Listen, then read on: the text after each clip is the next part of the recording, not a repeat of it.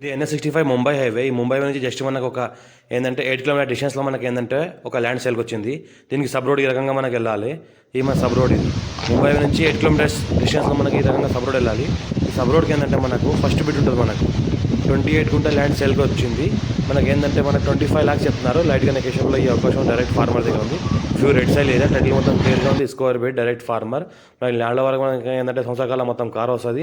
ఈ 28 గుంట మనకి ఏదైతే మక్క పంట పండిస్తున్నారో 28 గుంట ల్యాండ్ ఇది few red soil area title మొత్తం క్లియర్గా ఉంది. స్క్వేర్ బెడ్ డైరెక్ట్ ఫార్మర్ ఉంది. ల్యాండ్ సంవత్సరాల మొత్తం కార్ వస్తుంది. 25 lakhs చెప్తున్నారు 28 గుంటకి.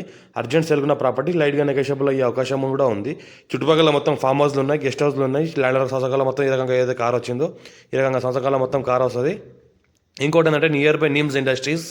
ఇంకోటి ఏంటంటే మనకు జరాసంఖ్య మండల్ ఏదైతే నిమ్స్ ఇండస్ట్రీస్ ఉన్నాయో నియర్ బై ఉంటుంది.